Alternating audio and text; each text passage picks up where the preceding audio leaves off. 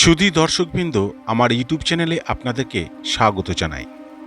আয়মাপাড়া মা মুক্তকেশীর ভিডিও আমার চ্যানেলে আপনারা অনেক দেখেছেন, কিন্তু কোথাও কখনো কি কিভাবে দেহ কাটান করা হয় সে দৃশ্য কি আপনারা দেখেছেন?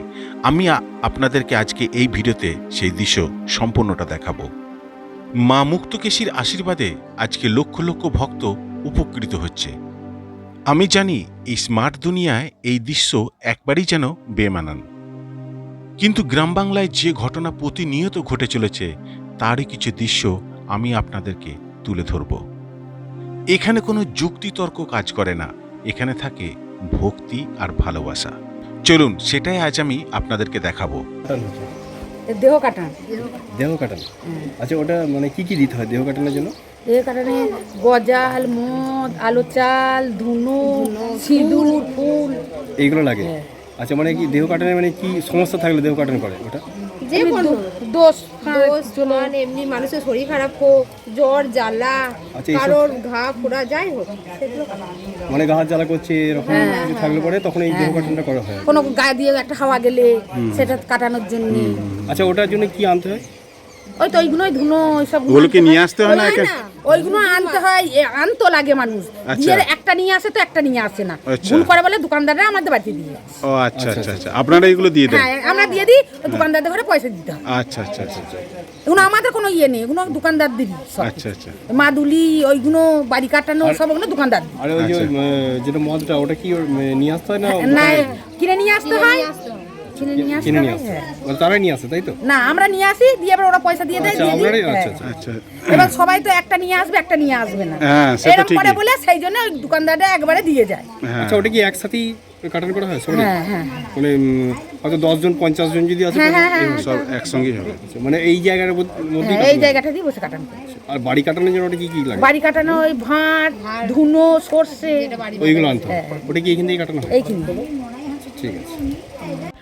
এখন আপনারা যে দৃশ্যটা দেখছেন এটা হচ্ছে মা মুক্তকেশী মন্দিরের সামনেই প্রতিমামা এখানে একটা ধুনো দিয়ে স্বস্তিক চিহ্নের ঘর আঁকছেন। এগুলো যতগুলো ভক্ত থাকবেন, যতগুলো ভক্তের দেহ কাটান করা হবে, প্রত্যেকটি ভক্তের জন্যই কিন্তু এখানে ওই ধুনো দিয়ে ওই ছকটি বা ঘরটি অঙ্কন করে প্রতিমা এখন নিজের হিসাব মতো করে গণনা তৈরি করছেন। এটা কিন্তু এখন উনি উচ্চারণ করে বলেনও না, আর কি বলছেন সেটাও কিন্তু শোনা যায় না। আপনাদেরকে অনুমান করে নিতে হবে এরই মধ্যে অনেক কিছু উনি মন্ত্র উচ্চারণ করছেন মনে মনে মা মুক্তকেশীর উদ্দেশ্যে। ধুনো দিয়ে ঘর আঁকা সম্পূর্ণ হয়ে গেলে তারপর সেই ঘরের মাথায় একটি করে সিঁদুরের টিপ দিতে হয়, আর সেটাই মা এখন কিন্তু সেই কাজটাই করছেন। এরপর দিতে হয় একটু করে সেই ঘরের উপর কারণ, অর্থাৎ মদ। আমরা অনেক সময় অনেক মায়ের পুজোতে এই কারণ বা মদকে কিন্তু ব্যবহার করতে দেখেছি, তো এখানেও কিন্তু সেই প্রতিমা মা সেটাকে কিন্তু ব্যবহার করছেন। তার উপর কিন্তু অল্প অল্প করে, অর্থাৎ একটি একটি করে ফুল সেই ঘরের উপরে সাজিয়ে দিচ্ছেন। এগুলো সম্পূর্ণটা দেহ কাটান করার জন্যে একটা যে চিহ্ন তৈরি করা হয় সেটাই উনি করছেন। এইবার যেই ভক্তকে দেহ কাটান করবেন সেই ভক্তকে মায়ের সামনে বসে বা দাঁড়িয়ে থাকতে হবে। চলুন আমরা সেই দৃশ্যটা সম্পূর্ণ দেখি।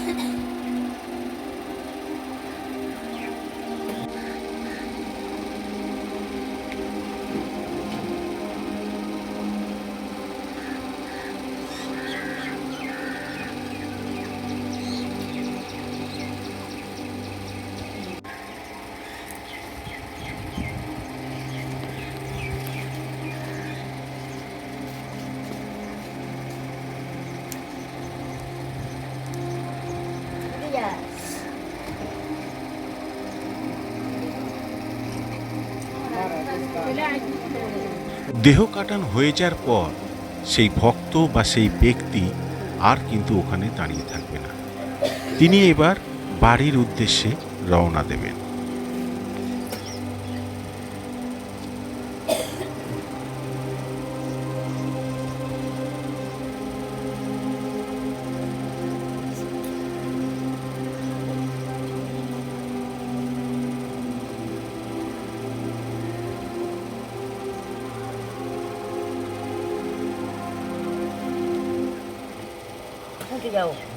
যদি এরকম দৃশ্য আপনারা আরও দেখতে চান তাহলে আমার চ্যানেলের পাশে থাকবেন। গ্রাম বাংলার এরকমই আধ্যাত্মিক কিছু ভিডিও আমি আপনাদের সামনে একটির পর একটি আনতে থাকব।